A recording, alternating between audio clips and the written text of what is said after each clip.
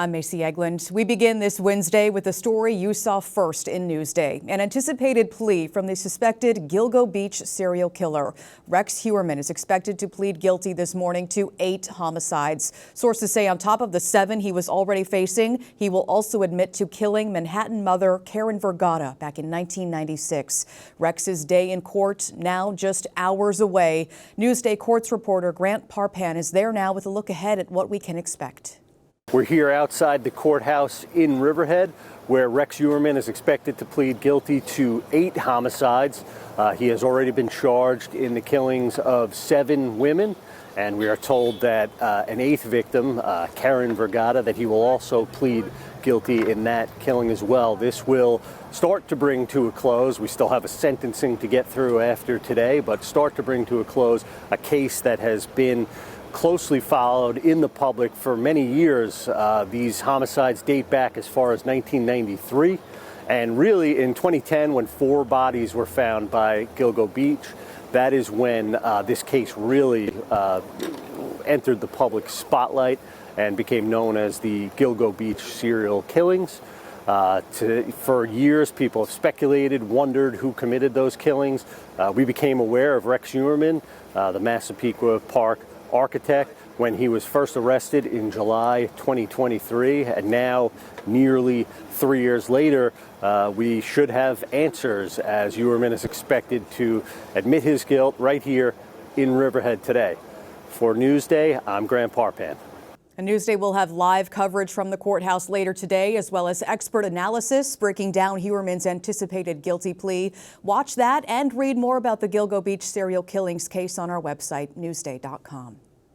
The U.S., Israel, and Iran have agreed to a 2-week ceasefire. President Trump had threatened devastating attacks on Iran if it didn't meet his deadline to open the Strait of Hormuz. Now, he pulled back from that threat last night. Negotiations between Tehran and the U.S. start Friday. The mayor of Babylon Village is defending a nearly 5% proposed tax hike. Mayor Mary Adams blamed years of no tax increases, deteriorating equipment, and lower than average staff salaries. The village board is expected to hold a vote later this month.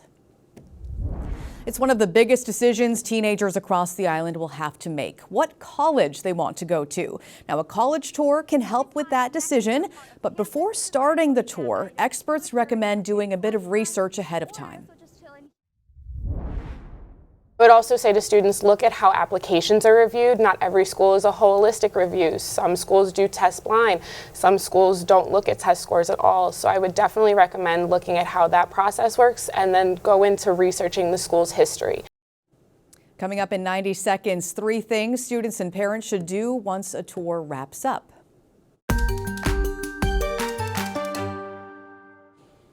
Only a Newsday, this retro Taco Bell in Glen Cove is ready for a rebrand. The restaurant on Forest Avenue is set to lose its 90s color palette. This is a rendering of what it will soon look like, a lot like the others. Probably some mixed opinions on this one. No word on when that construction starts or how long it will take. End of an era there. A sweet East End staple closing after nearly 40 years. The Candyman in Orient shut its doors for good over the weekend. Its owners say a tragic medical diagnosis in the family led to that decision. Let's talk about your Wednesday weather now. It's the coldest day of the week, but we do warm up as we head into the weekend, so a bright spot. Temperatures today, though, only topping out in the low to mid 40s. Cold out there with that wind, feeling even colder. Feels like the 20s and 30s today. Tomorrow morning starts out cold again, but those highs eventually creep back up to near 50 degrees. Taking a look ahead at your 7-day forecast, the weekend sunny and warm, looking good. We bump up even more for the start of next work week.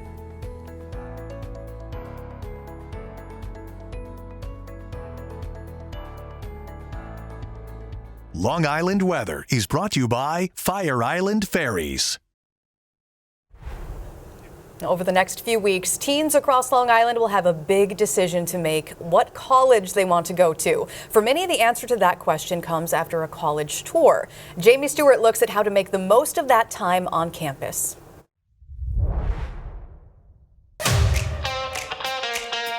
Are you a high school senior or parent of one on Long Island? You may be a little stressed out because it's college decision time. And one of the most important steps in making the right decision?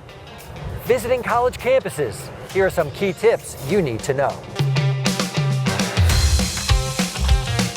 Experts say start with a student-led campus tour. Check out some key spots like the dorm, library, or student center. And if tours are full, don't worry. Many schools offer self-guided options. You can use maps, audio guides, or scan the QR code and go at your own pace. While you're here, make sure to ask questions. Find out about scholarships and financial aid, what housing looks like, and what opportunities are available for internships, clubs, research, and possibly studying abroad. Things may be a little different now than when I went to college, but one thing that's always important, food. Find out what the different options are, dining plans available, and if you have any food restrictions, make sure your needs will be met. Finally, take notes, take pictures to jog your memory as to what each school has to offer. But in my opinion, the most important thing is to trust your instinct. Ask yourself, does this place feel like home? For Newsday TV, I'm Jamie Stewart. It's an important decision for sure, and here with even more questions to consider for students and parents is Newsday education reporter Maura McDermott, Assistant Director of Admissions at Adelphi University, Sierra Romano, and Cynthia Betances, an admissions counselor at Farmingdale State College. Thank you all for being here. Maura, we want to get to the newsroom and begin with you. Tell us why a campus tour is so important in this process.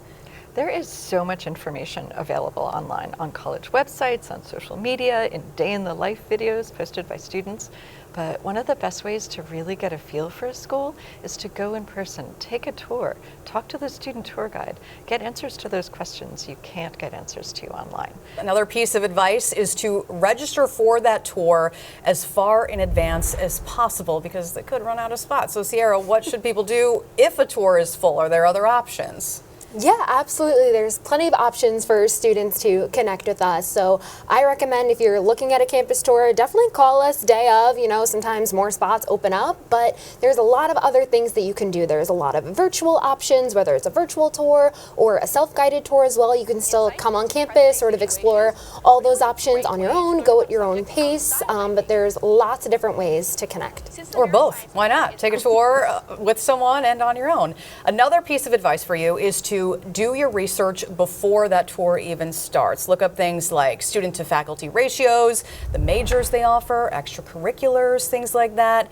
So Cynthia, let's get over to you. What else should parents and students be looking up ahead of time before the tour? Yeah, so majors are a great start. However, a lot of the schools, especially Farmingdale, our majors require course requirements. So I would definitely say look at those GPA requirements, look at those course requirements.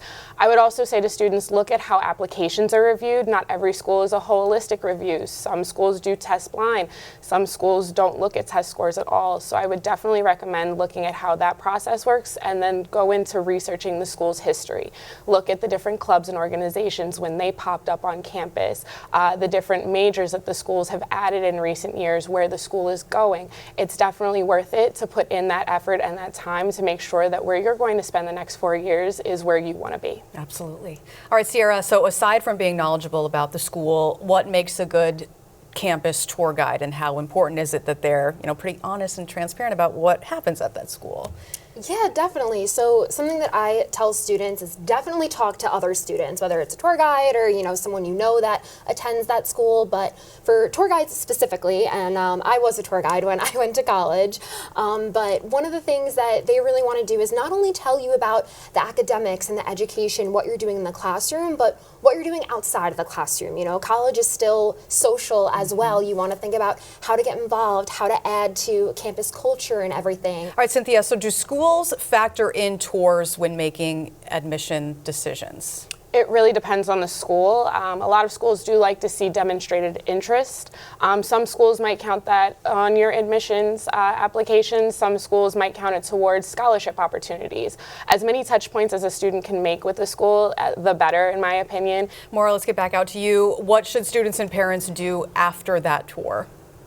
Drop by the dining hall, chat with a professor, take notes. It can be a great idea to set aside an hour or so after the tour to stop by the places where students are hanging out. That might be the dining hall or a coffee shop. See how they're interacting with each other. And it can also be a good idea if there's a particular program you know you're interested in, stop by, see if there's a professor you can talk to. And lastly, these schools can all start to blend together. So after each tour, take some notes, maybe record a voice memo on your phone. That way, you're going to be recording your impressions while they're still fresh in your mind. Good advice. Well, online forums like College Confidential have helpful information as well on a school's campus life, and even apps like ZMe let prospective students connect with current students. It's a big decision. It's an important decision. Some of the best years of your life a lot of the time in college. So my thanks to Maura McDermott, Sierra Romano, and Cynthia Betances for their time on this topic. We have much more information about these campus tours on our website, including a list of open-ended questions for you to ask your tour guide. You can find all of it on our website, Newsday.com.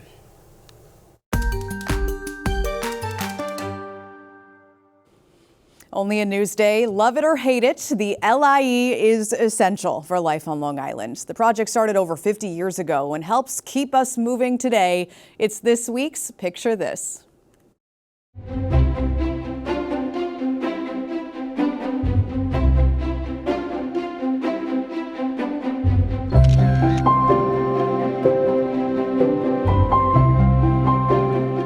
The Long Island Expressway. You can expect a lot of traffic. They've been doing construction on this since I was a kid. It never ends. Stop and go, stop and go. The LIE is crap. It is like both the bane of Long Islanders' existence, and it is also sort of the fuel for Long Island. Newsday has documented the many phases of Interstate 495 since it began, an idea by Robert Moses in the 50s to connect the city to the East End, which it eventually accomplished. However, the other goal was to alleviate congestion, and it very much did not do that, and it was obsolete because the volume of traffic that it was projected to hold was double, again, on day one. And frankly, it's been bumper to bumper ever since. But the reality is, Long Island wouldn't be what it is today, for better or worse, without it. The things that people love about Long Island, the beautiful beaches, the wineries, a lot of that is owed to the LIE.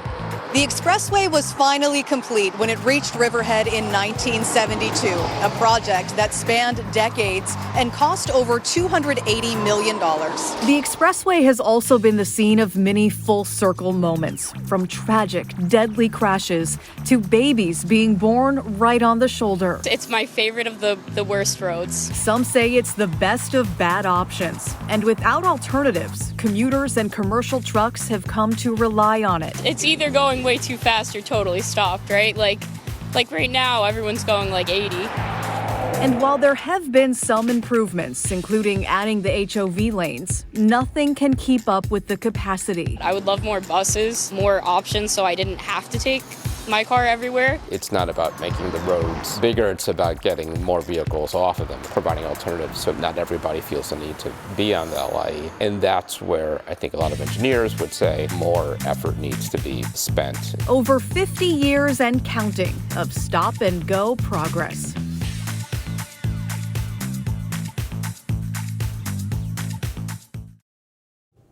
You can watch more Picture This segments on Newsday.com. Click Get More below the Newsday TV video box.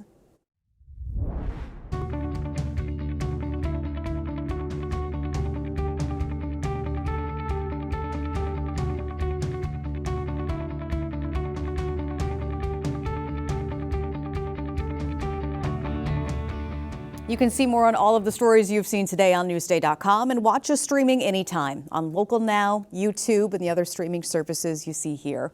I'm Macy Eglund. We've got more local news coming up.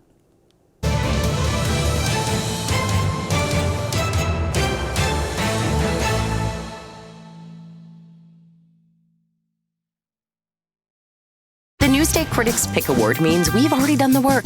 Every cuisine, every budget, reviews you can trust.